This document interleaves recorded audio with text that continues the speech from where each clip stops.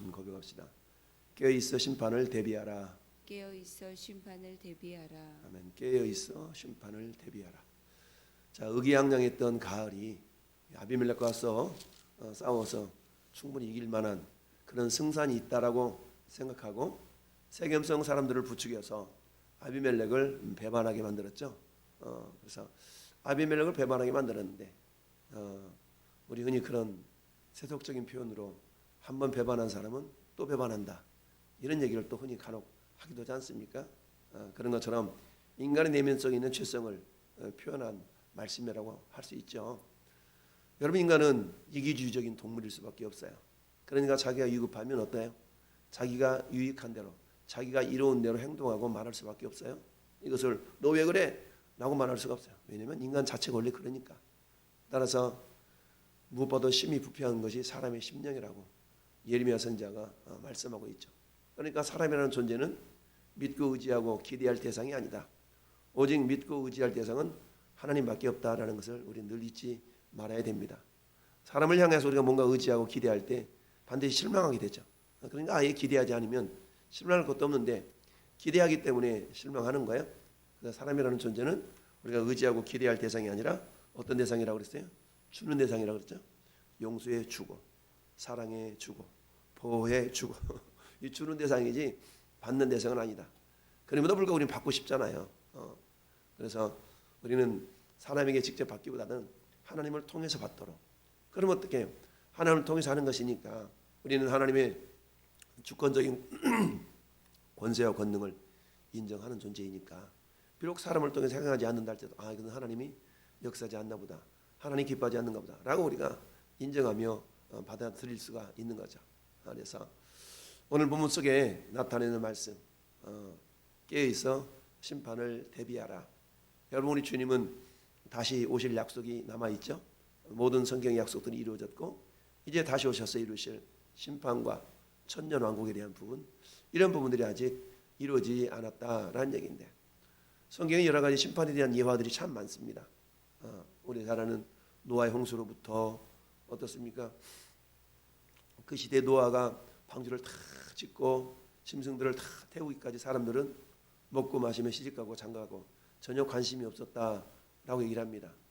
그 영적인 양상이 오늘날이라고 크게 다를 바가 없죠. 사람들은 자기중심적인 사고를 하기 때문에 자기하고 관계가 없는 것들은 관심을 두기를 거절하죠. 전도를 해보면 알아요.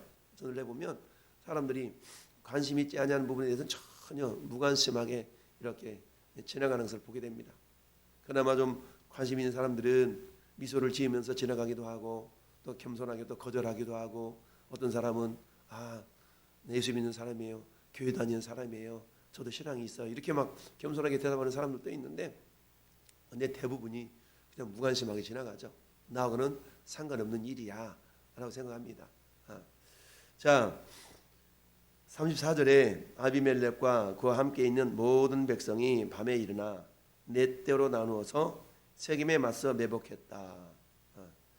아비멜렉에는 장군 수불이라는 한마디로 말하면 호위무사가 있었어요. 그런데 이 수불이 아비멜렉에게 작전을 얘기해 준 겁니다. 왜 그렇게 됐느냐? 지금 가알이라는 사람이 저 세겜성 사람들의 마음을 도둑질해 가지고 당신을 배반했는데, 이 배반하는 과정이 어떤 과정이었어요?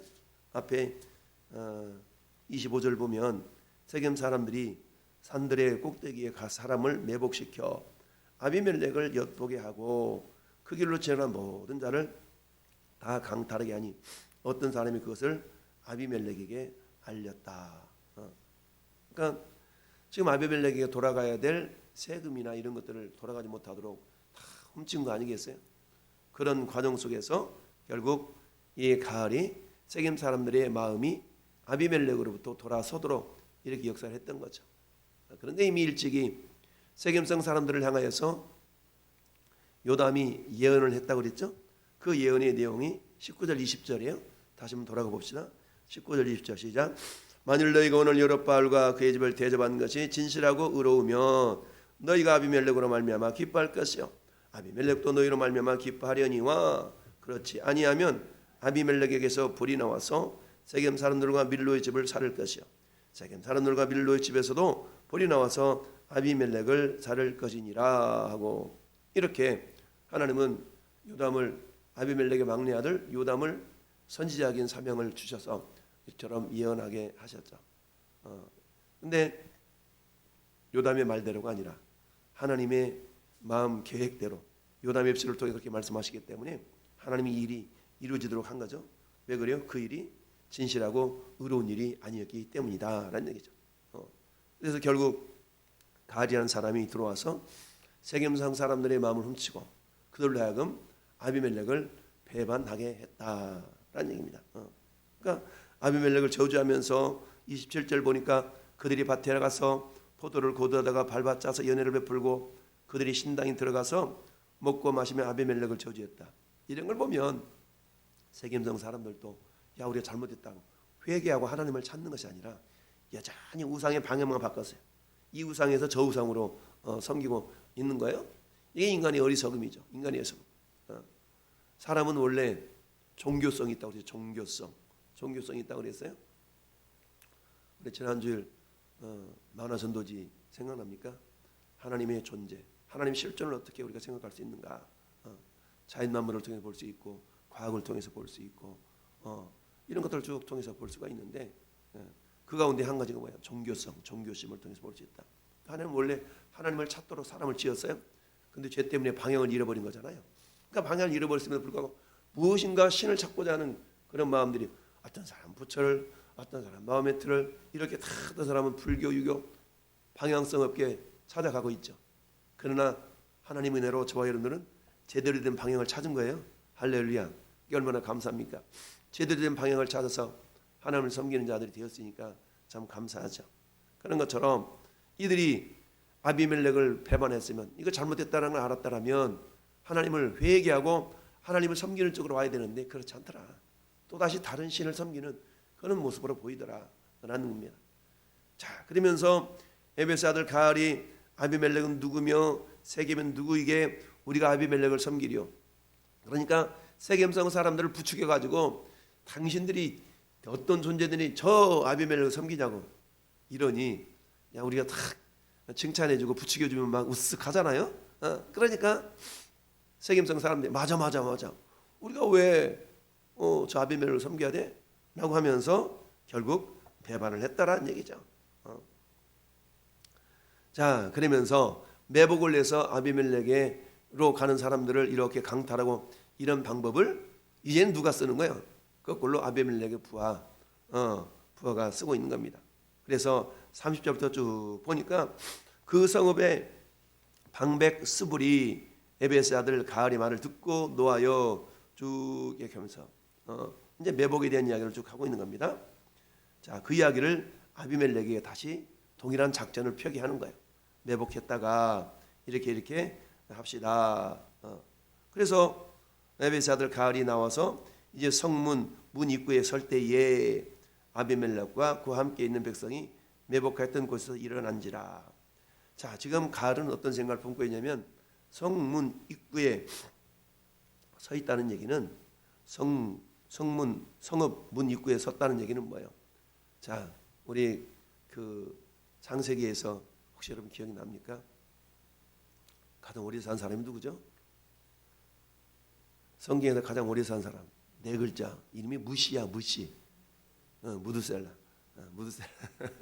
무드셀라가 가장 오래 살았잖아요. 근데 이 무드셀라 이름의 뜻은 두 가지예요. 첫 번째 뜻은 네가 죽으면 세상에 종말이 온다 이런 뜻이에요. 무드셀라가 죽으면 종말이 온다는 거예요. 그러니까 이 무드셀라의 아버지는 달마다 무드셀라 아버지가 누구였어요?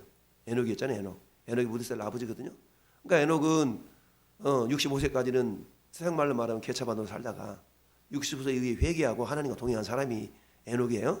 그렇게 됐는데 이 무드셀라를 낳아놓고 이름을 네가 죽으면 세상에 종말이 와 라고 이름을 지은 거예요. 첫 번째 이름이 뜻이 그거예요.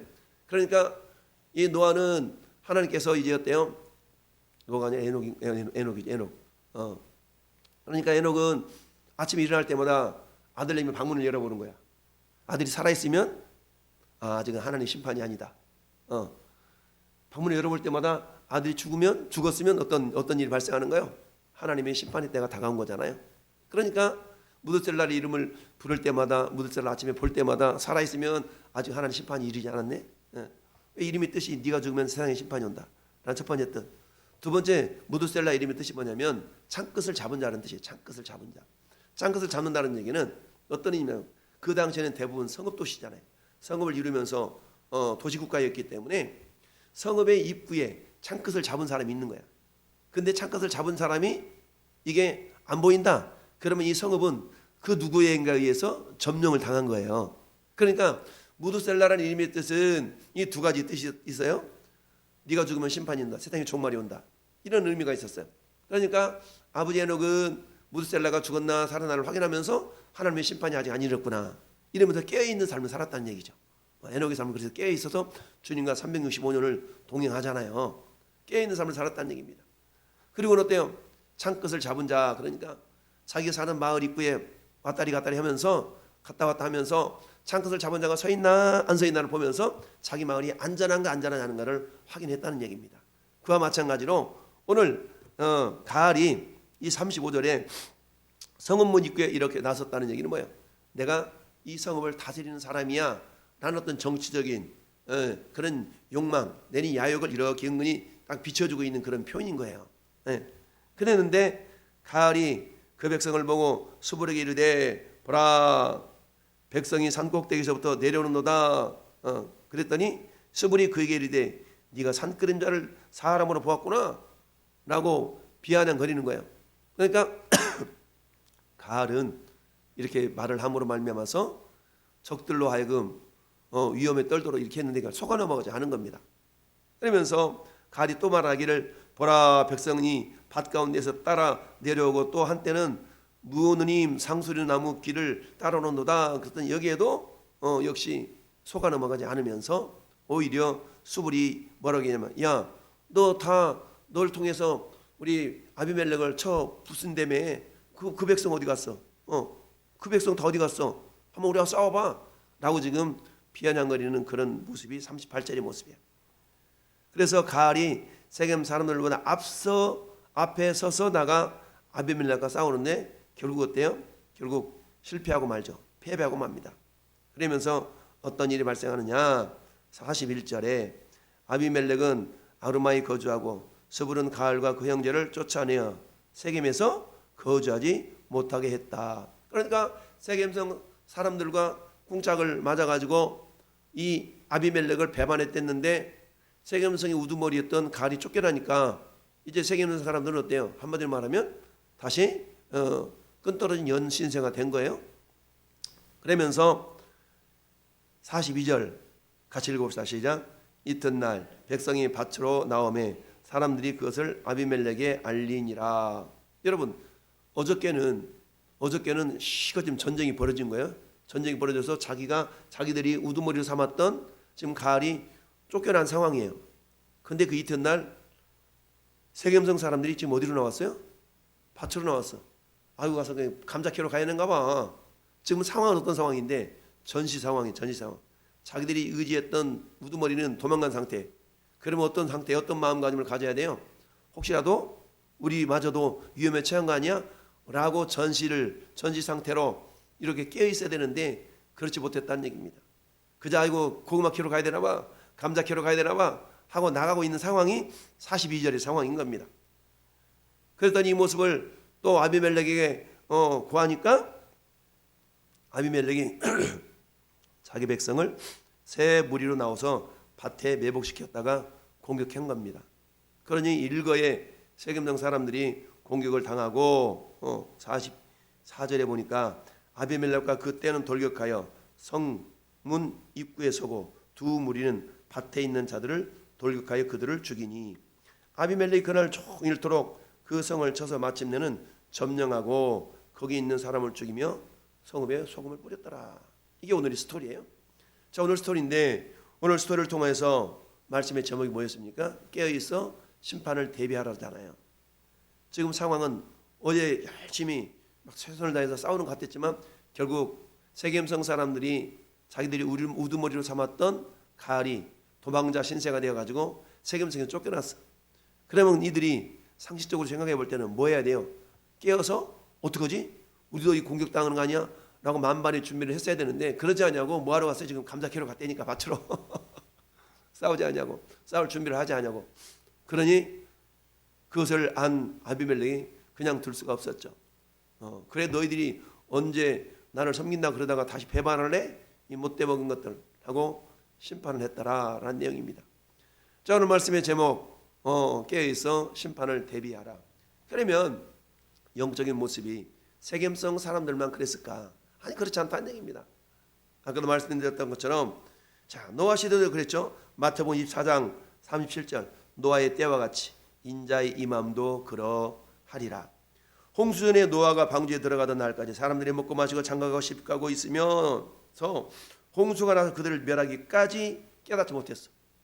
왜 홍수가 났지? 못 깨달았다는 얘기입니다. 노아가 100여 년 동안 방주를 만들면서 심판을 외치고 하나님이 살아계신다고 외쳤지만 그들은 그것을 귓등으로 들었다는 얘기, 귓등으로 들었다는 얘기죠. 오늘날도 마찬가지. 어제도 제가 막 외치는데 귓등으로 듣는 사람 많아. 하나는 살아계신다고 얘기를 해도 귓등으로 듣고 나하고는 전혀 상관없는 거야. 천국가 지금 반드시 있다. 하나님 반드시 다시 오신다 라고 외쳐도 귓등으로 듣는 거야. 근데 그때는 지금은 크게 다를 바가 없어. 불현듯 어느 날 저 평택역에서 외쳤던 어떤 목사인지 뭔지 이 사람 외쳤던 아무게 생각나는 날이 있을 줄로 알아요. 그러니까 때를 얻든지 못 얻든지 말씀을 전파하셨던 하나님의 말씀을 듣고 이렇게 전파하긴 하는데 그런 일도 있다는 얘기입니다. 그러니까 우리가 기도하기를 하나님 평택 사람들이 예수 믿고 주께로 돌아와야 되는데 인구는 늘어나는데 예수 믿는 사람들도 많이 늘어나야 될 터인데 참 안타깝습니다. 이 일에 우리를 통해서 하나님 구원의 역사를 이루어 주소서라고 우리가 아침마다 기도해야 될 줄로 압니다. 여러분 데살로니가전서 5장 3절에도 이렇게 얘기하고 있습니다. 그들이 평안하다 안전하다 할 그때에 임신한 여자에게 해산의 고통이 이름과 같이 멸망이 갑자기 그들에게 이르리니 결코 피하지 못하리라. 결코 못 피한다는 얘기입니다. 그러니까 주님의 임하심은 준비하는 자들에게는 갑작스러운 것이 아니지만 준비하지 않는 자들에게는 주님의 임함은 도둑같이 임하는 겁니다. 그러나 준비한 자들에게는 어때요? 이제 오나 저제 오나 주님 오셨어요 라고 맞이할 수가 있지만 전혀 주님 오심을 기대하지 않았던 자들에게는 주님이 언제 오시든 그들에게는 도둑같이 주님이 오시는 것과 똑같다는 얘기죠. 그러니까 그때는 그들이 피할 수가 없다라는 얘기입니다. 사도 바울이 고린도후서 5장 10절에도 그렇게 말씀했죠. 우리가 다 반드시 그리스도의 심판대 앞에 드러나 각각 그 선악간에 행한 대로 받으려 함이니라. 어떻게 행하느냐에 따라서 심판받는 날이 반드시 있음을 기억하고 오늘 하루도 주님 우리가 심은 대로 일한 대로 행한 대로 보응하시는 하나님 앞에 내가 어떻게 심고 나누고 그런 삶을 살 것인가. 우리에게 주어주신 시간, 물질, 건강 주와 복음을 위해서 오늘 하루도 드려질 때에 주님은 그걸 보시고 참 잘했다 착하고 충성된 종아라고 칭찬이 있으리라 믿습니다. 깨어있어 주님 심판대 앞에 나아가 영원한 상급을 받는 저와 여러분의 모습이 될 수 있기를 예수님의 이름으로 축원합니다. 아멘.